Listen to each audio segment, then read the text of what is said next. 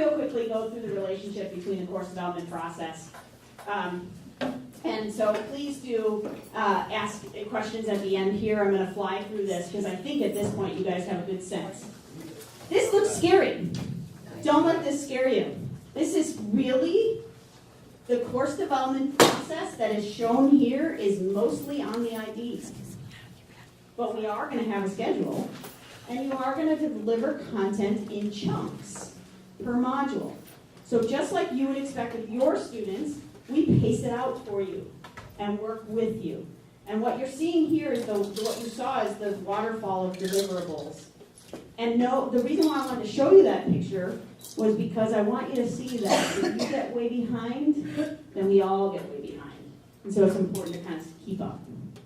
So there are really major stages. There are 6 major stages to the course development process that we're going to take you through. The first one is the design and development process.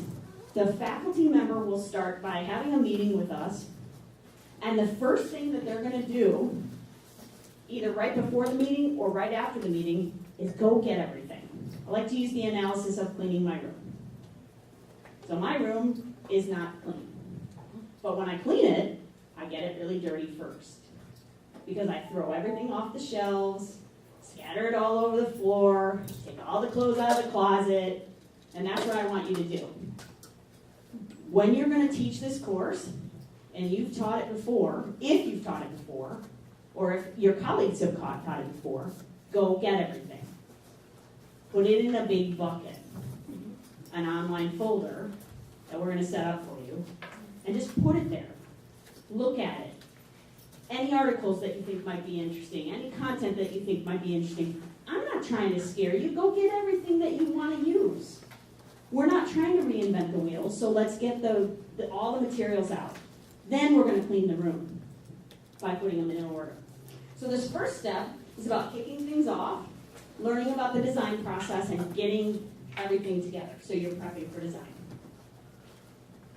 Phase 2 is putting it in order. It's looking at the high-level design process.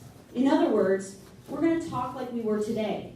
I'm going to give you that Moments That Resonate survey, and you guys are going to look at it and answer these questions. We're going to dialogue about you as an educator, about the program that you're working in, about the syllabi that already exist.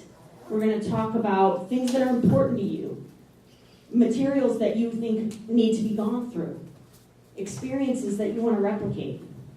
We're going to talk about that from a high level. Figure out what the topics in the course are going to be, how we're going to break down those modules, etc. So we're going to tie everything from program outcomes to course outcomes to module level objectives. That's the part you probably don't have yet. You have the course objectives, you have program objectives. We're going to then look at assessments, instruction, and practice. Then we're going to build the modules. Now, those of you who are working with me and Henrietta's team for deliverables for courses that are launching in January, your 26-week development process is going to be compressed, Sarah, you and Ruby. You're going to have a compressed development process, and I apologize for that. We'll work with you to try to make that as painless as possible. But for those of you who are working in the 26-week development process, I think you'll find things to be paced out really well. You'll deliver content. Well, we'll strategize. Then you'll deliver content that's associated with the strategies that we come up with. We'll strategize some more. Then we'll build the module for you, and you'll review and iterate. It's an iterative process. I'm not going to say, oh, that doesn't work. You're not going to look at it and say, oh, I really wish something would have happened here and it didn't go that way, and not have any feedback. You get to give us feedback at every stage of the process. In that effort, we're going to be building a course map, and this is the one where I made the faux pas of saying we are the owners. We're not the owners, we're just the ones who have to do the work on it. This is a collaborative document that you're working on with us that helps to define the experiences for the particular module. That's the process we just went through. What are the objectives? What are the assessments that are going to show that objective? What are the activities that are going to lead to it? Course finalization. That step in the process is very simple. Your hard work is done. We're actually QAing the course at this point. You get to review the course as well. We're doing all the verification of dates. We're checking the grade book. We're making sure everything's set up right. We're doing ADA compliancy.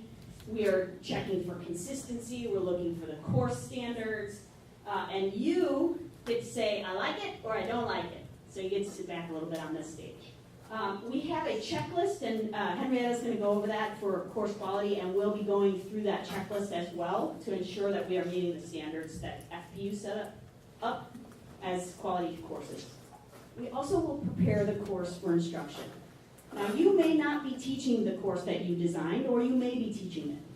What we're going to go through is best practices for online teaching.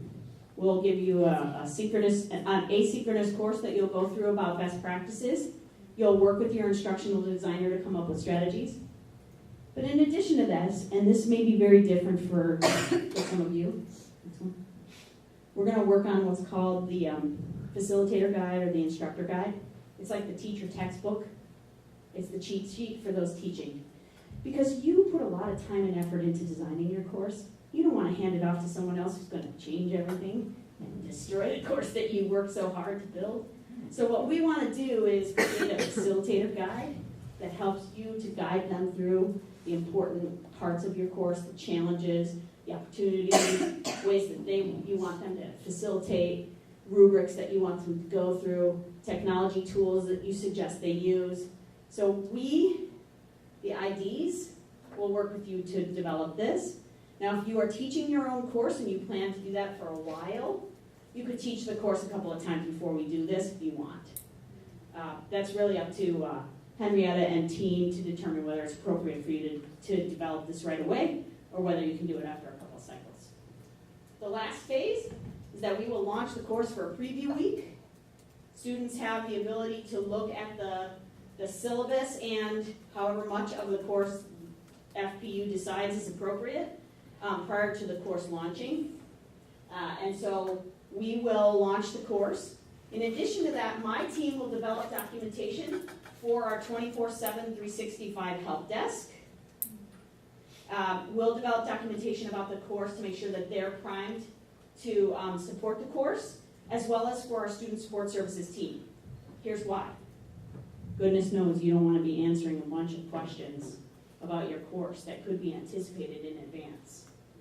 And we want our student success team to be able to answer questions to the best of their ability so that you are focused on actually teaching the course and not on the day-to-day student individual questions that could be answered by the student success team.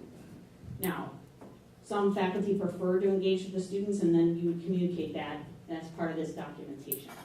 But we will create documentation. My team will do that. You will advise on it. But it's handed off to them, and it will replicate the instructor's guides in some ways. So I'm referring to this document that you should have picked up from your handouts in the back when you came in. When you're developing a course, many of you ask, well, how much should I do? What should be in the course? What am I aiming for? We have had on our website, on the Center for Online Learning website, a review rubric. Several of your faculty, your programs have submitted courses for review. We use a review rubric. We have a number of reviewers that are trained in reviewing courses and say all these elements meet or do not meet minimum criteria. So we've had this for some time, and as we are preparing for this launch in January with new online programs, we've gone back to this rubric as well as to the corresponding checklist to say, what do we want FPU online courses to look like with regard to quality, and also looking at the different elements specifically with regard to ADA compliance and copyright. So what you see on this 2-page quality standards checklist is really a guide for quality review, but it is also a guide for the entire process of development, because these are standards that we want to move towards. This is what we would like FPU courses, online courses to look like. And so you may say, well, you know, I have some of these already in my course. Well, if it exists, it gets a yes, right? This checklist has gone through an update in the last couple of months, and we've added specifically some items in the last standard, which is accessibility and compliance. We have been working closely with Melinda Gunning's office and Student Disabilities Office, and they're telling us that, well, what are you doing for students who have a disability? And do you have videos that are closed captioned?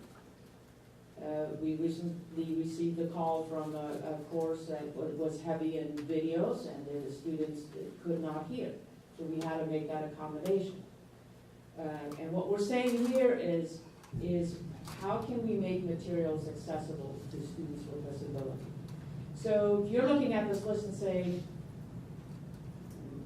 my course is not there, maybe it's partially there, this is a guide for us to look at and say, if your course is not there, we want to work with you to help it get there, right? So, this will help you in understanding what we're aiming for with regard to all online courses at Fresno Pacific. You see there are some items that have an asterisk. That is because some of these requirements may differ by program and by course, depending on which school the programs and courses are offered. So that's, in general, the information. Are there any questions that I can answer specifically with regard to this checklist? What is the CEO? CEO. I can say that CEO is a portfolio, e-portfolio and career readiness tool that is available in a partnership with KeyPath to students that are under the OPM agreement. In this case, the four programs and the future additional programs that can be integrated free of charge.